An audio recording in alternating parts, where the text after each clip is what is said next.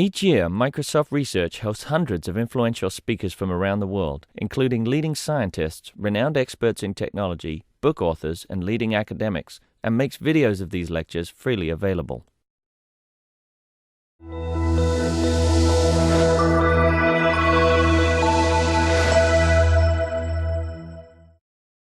Not knowing when enough is enough, I'm going to reconvene quickly because a few people have suggested, and we've got a couple of quick topics, but we will make it quick so we can wrap up and move over. A few people did ask, I just say a little bit about some alternatives. So let me just show a couple of other systems that I think are interesting, and I won't go into too much detail.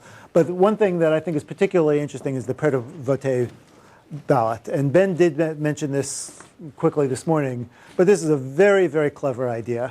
And one of the things I like most about it is you can explain it pretty much in one sentence to most voters. The basic idea is how you get the voter verification. Well, here is a ballot, and the only interesting feature about it is that the candidates are randomized differently on each ballot. Well, not on every ballot, but every ballot independently randomizes all the candidates. So a voter's task here is pretty much to pick the preferred candidate, put an X there, and take advantage of the pre-scored tear off the left half, throw it away, and this is what's left. This is the receipt.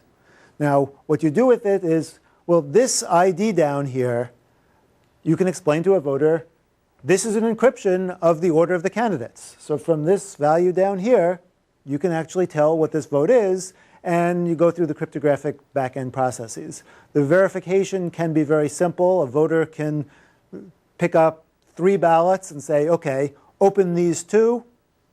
These two open properly. Okay, now I believe the third one is good. I'll vote on it. Done. Everything works well. It's a very nice system. Also, you can do auditing beforehand, make way more ballots than you need and use some random process to decide to open half the ballots beforehand to do some pre-auditing, and then the leftover ballots at the end, you open them and audit them too. So you have a lot of possibility for auditing this. Okay, another thing that's a little bit more complicated to go through, but is a really nice possibility. We kept talking around Mark Pledge a little bit, so I'm going to describe it. This is Andy Neff's trick. What this does, unlike any of the other things we talked about, is this allows auditing of the ballot that you actually cast. Instead of the cut and choose types of systems where, okay, those ballots look good, so I believe my ballot looks good also. This is your own ballot you can check. And the basic approach is this is a legitimate Mark Pledge ballot with a vote for David. And the way you know it's a vote for David is all the numbers next to David are the same. Doesn't matter what they are, they're all the same. So you as a voter would interact with a voting booth. This would be done electronically. You tell the voting device, I want to cast a vote for David, and a ballot will be prepared in this form. So it's random except for all constant in one row. That ballot will be prepared. It'll then be encrypted and committed to.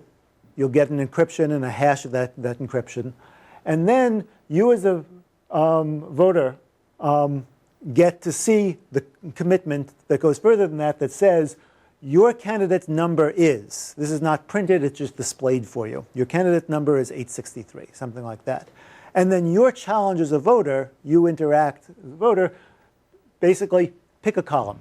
Pick a random number. The random number corresponds to a column. So the voter challenge is something like decrypt column number 5.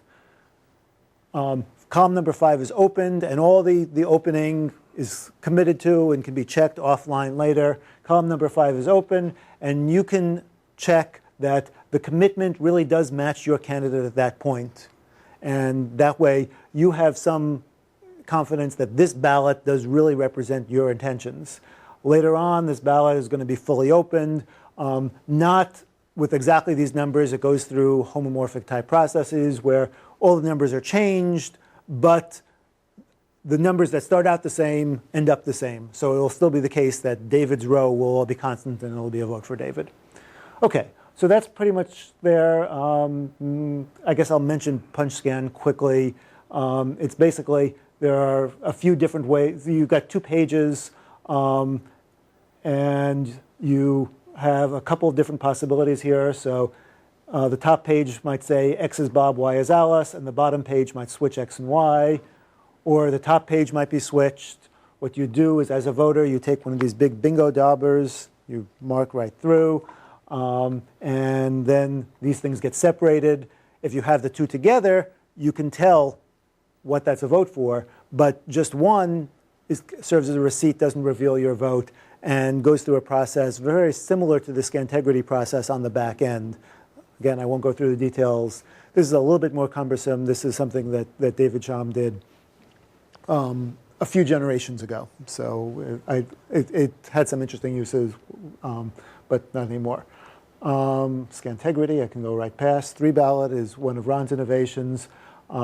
This is a proof of concept kind of thing, showing you could do this with no cryptography at all. It's not a perfect system by any means, but the idea is roughly, you've got three identical ballots. You mark once for candidates you're not voting for, twice for candidates you are voting for.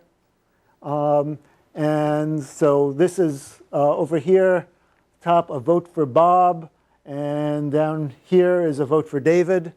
When these things are all counted, you get all the right differentials. You just sort of add up the total number of votes and everything works out. If you want, you could subtract off one from every candidate and you get exactly the right numbers.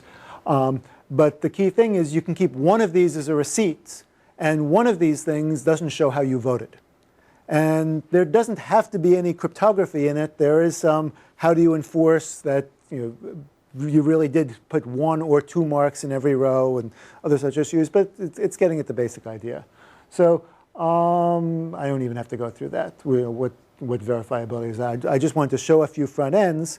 And the other thing that was just coming up is Ron was raising the issue of looking at what we can do with remote voting, mail-in voting especially. We live in a remote voting state, most of us do. Are there ways that we can get verifiability, get protection from coercion, and still have this mail-in kind of election? And we were bouncing around a few ideas. I don't know, many people are probably aware of this medical anonymization trick where you're asked a question like, are you HIV positive? And people would be reluctant to answer, perhaps. So the instructions are instead, flip a coin at random. If it comes up heads, say yes, I'm HIV positive. If it says no, answer truthfully. If it's tails, answer truthfully. 1B, E, whatever. And this is a way that people can answer truthfully and still not risk, or not risk nearly as much, revealing their information, because if they marked, yes, I'm HIV positive, they can always say, well, it was just because the coin came up heads that I made that mark. But statistically, you can then get a lot of information. Maybe we could do something like that with mail-in voting, where you have access to your votes, and your votes might be coerced, or it might be, you might be able to see how you voted or show somebody else how you voted, but half the votes are randomized, and statistically you still get the right count. Probably statistics don't work so much in voting, but maybe there are some cryptographic processes to actually take that out, show that it was done where deterministically exactly half the votes were changed in a very precise way so that it didn't change the results, but you can still show all the pieces were right. Not even a quarter baked at this point, but some thoughts and some things we might want to think about. So anyway, it's sort of to open discussion. We can do it informally or whatever, and break up and go around the corner, or whatever works. Okay. Anybody want to add anything at the end of the day? Yes, I thought we should thank Josh for all the work. Oh, yeah.